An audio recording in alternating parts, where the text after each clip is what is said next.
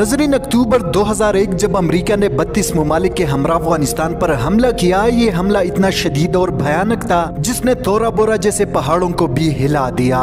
دوستو، اس دوران ملا محمد عمر افغانستان میں اپنے ساتھیوں کے ساتھ موجود تھے۔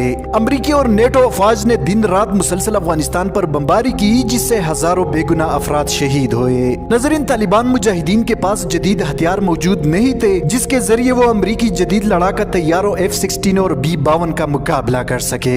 اس لیے ملا عمر نے فیصلہ کیا کہ مجاہدین شہری علاقوں کو چھوڑ کر پہاڑوں کا رخ کرے تاکہ امریکہ جلد سے جلد بمباری ختم کرے اور بے گناہ افراد کا قتل عام ختم ہو جائے۔ دوستو، کابل چھوڑتے وقت ملا عمر نے تاریخی الفاظ کہے جو بعد میں 100% درست ثابت ہوئے۔ ملا عمر نے اپنے ساتھیوں سے کہا کہ ایک دن ایسا آئے گا کہ امریکی زمینی رستے سے کابل میں داخل ہوں گے اور وہ وقت ہمارا ہوگا۔ اور بالکل اسی طرح جب امریکی اور نیٹو افواج نے اپنے قدم افغانستان میں رکھے تو وہ ناپاک قدم کاٹ دیے گئے۔ ناظرین، ملا عمر نے اپنے ساتھیوں سمیت پہاڑوں کا رخ کیا، جہاں ایک چھوٹا اور سادہ سا کمرہ تھا جہاں سے وہ افغان مجاہدین کو لیڈ کیا کرتے تھے۔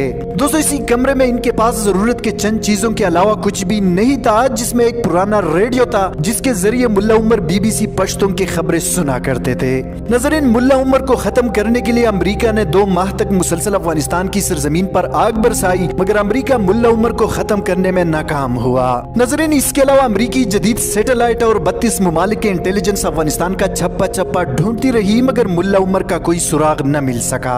ناظرین، اس بات پر پوری دنیا حیران ہے کہ آخر کیسے ممکن ہے کہ امریکی جدید ٹیکنالوجی ملا عمر کو ڈھونڈنے میں ناکام ہوئی۔ آخر افغان مجاہدین کے پاس ایسی کون سی طاقت تھی جس نے امریکہ جیسے سپر پاور کو گھٹنے ٹیکنے پر مجبور کیا؟ دوستو، اگرچہ افغان مجاہدین کے پاس جدید ہتھیار موجود نہیں تھے، مگر ان کے پاس بہترین جاسوسی کا نظام تھا۔ یہ ملا عمر کے خاص بندے تھے جو ہر وقت موت کے لیے تیار ہوتے تھے۔ یہ ایک دوسرے کے ساتھ کبھی موبائل فون یا انٹرنیٹ کے ذریعے رابطہ نہیں کرتے تھے، بلکہ ہمیشہ ایک دوسرے کو اپڈیٹ رکھنے کے لیے خطوط بھیجتے تھے۔ ناظرین، یہ ایک ایسا طریقہ تھا جس سے ان کو ٹریس کرنا ناممکن تھا۔ یہ اپنے خطوط میں زیادہ تر کوڈ ورڈز استعمال کرتے تھے جسے عام انسان یا دشمن کے لیے سمجھنا ناممکن تھا۔ ناظرین، ملا عمر نے افغانستان پر حملے کے دوران کبھی موبائل فون کا استعمال نہیں کیا، اور سوائے چند افراد کے کسی کو علم نہیں تھا کہ ملا عمر کہاں اور کس جگہ مقیم ہے۔ ناظرین، اس کے علاوہ ان کے پاس قرآن مجید اور ایک ڈائری ہوا کرتی تھی جس میں وہ اپنی زندگی کے احوال لکھا کرتے تھے۔